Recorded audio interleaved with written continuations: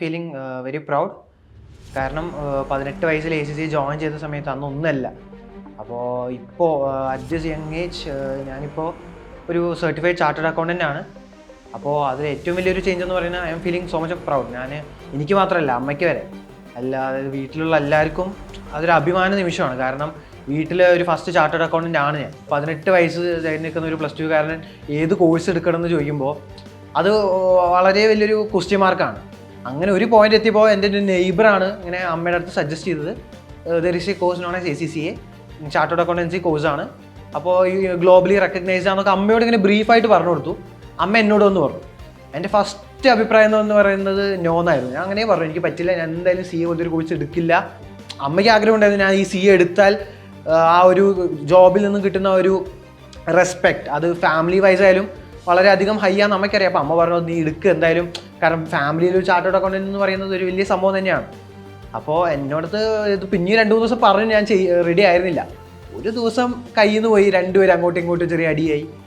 അങ്ങനെ ആ ഒരു പോയിന്റ് ഓഫ് ടൈമിൽ പെട്ടെന്ന് ഞാൻ ഇങ്ങനെ ശരി ACC എങ്കിൽ ACC എന്നുകൊണ്ട് ഇങ്ങനെ ആ വാശിപ്പുറത്താണ് ഞാൻ ACC ചൂസ് ചെയ്യുന്നത്. നേരെ പെട്ടെന്ന് ഏതെങ്കിലും ഒരു ഇൻസ്റ്റിറ്റ്യൂട്ട് ചൂസ് ചെയ്യണം. അതായത് ഇപ്പോൾ അന്ന് ഞാൻ ജോയിൻ സമയത്ത് വളരെ കുറച്ച് ഇൻസ്റ്റിറ്റ്യൂട്ട്സ് മാത്രമേ ഈ ACC പോലത്തെ കോഴ്സ് പ്രൊവൈഡ് ചെയ്യുന്നുള്ളൂ.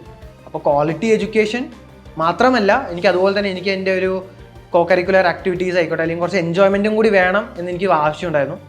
അങ്ങനെയാണ് ഞാൻ ലക്ഷ്യം പ്രിഫർ ചെയ്യുന്നത്. ലക്ഷ്യം ചൂസ് ചെയ്തു.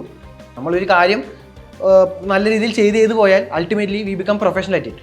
അതുപോലെ തന്നെയാണ് ACC ആദ്യ 4 പേപ്പർ നല്ല രീതിയിൽ സ്ട്രഗിൾ ചെയ്തെങ്കിലും പിന്നെ അതിൻ്റെ ഒരു രീതി മനസ്സിലാക്കിയോ പിന്നെയും കൂടി കുറച്ചും കൂടി ACC എളുപ്പമാവാൻ തുടങ്ങി. ലക്ഷ്യയിൽ ജോയിൻ ചെയ്തു. ഇങ്ങനത്തെ ഒരു കോഴ്സ് എടുത്തപ്പോൾ അതിൽ വന്നിരിക്കുന്ന ചേഞ്ച് എന്ന് പറയുന്നത് എൻ്റെ ഒരു കംപ്ലീറ്റ് ലൈഫ് പാറ്റേൺ തന്നെ മാറ്റമുണ്ട്. കാരണം ഡിസിപ്ലിൻ എന്ന് പറയുന്ന ഒരു ഫാക്ടർ വന്നിട്ടുണ്ട്. നമ്മൾ പഠിത്തത്തിന് ഒരു ടൈം അലോക്കേറ്റ് ചെയ്തിട്ടുണ്ടാവും. ആ ടൈം എങ്ങനെയെങ്കിലും മീറ്റ് ചെയ്യണം എന്നൊരു ക്രൈറ്റീരിയ എന്തായാലും ഞാൻ ഫോളോ ചെയ്യും. അതൊരു മെൻറ്റർ പൊസിഷനിലോട്ടാണ് ഞാൻ കയറുന്നത് ലക്ഷ്യം തന്നെ. അപ്പോൾ അന്ന് ജസ്റ്റ് എന്താ പറയുക, ഈ ടീച്ചിങ്ങിനോടുള്ളൊരു ഇൻട്രസ്റ്റ് ഒന്നുമില്ല, ഒരു പാസീവ് ഇൻകം എന്ന് പറയുന്ന ഒരു രീതിയിലാണ് കണ്ടത്. എനിക്ക് കുറച്ചും കൂടി ഈ കോർപ്പറേറ്റിൽ വർക്ക് ചെയ്യാനാണ്, അല്ലെങ്കിൽ ഗ്ലോബലി പല സ്ഥലങ്ങളിൽ പോയി വർക്ക് ചെയ്യാനാണ് താല്പര്യം എന്നാണ് പറഞ്ഞത്. പിന്നെ മെൻറ്ററിങ് കയറി. മെൻറ്ററിങ്ങിലൂടെ പിന്നെ ഫാക്കൽറ്റി അസോസിയേറ്റ് ആയി, UG/PGയിൽ ക്ലാസ് എടുത്ത് തുടങ്ങി. അതിനുശേഷം ഫാക്കൽറ്റി ആയി. നമ്മളൊരു കാര്യം പഠിപ്പിച്ച് കഴിഞ്ഞ് സ്റ്റുഡൻസിന് അത് മനസ്സിലായി എന്ന് നമുക്കൊരു കോൺഫിഡൻസ് തരികയാണ്. ഒരു കാര്യം ഞാൻ പറഞ്ഞു കൊടുത്തു, കുട്ടികൾക്ക് അത് മനസ്സിലായി എന്ന് നമുക്ക് തോന്നുമ്പോൾ I really get a goose bumps. ആ ഒരു പാഷനാണ് ബേസിക്കലി എന്നെ ഒരു ഫാക്കൽറ്റി ആവാൻ പുഷും ചെയ്തത്. അതിൻ്റെ ലക്ഷ്യം എന്തുകൊണ്ട് ചൂസ് ചെയ്തു എന്ന് പറഞ്ഞാൽ ക്വാളിറ്റി.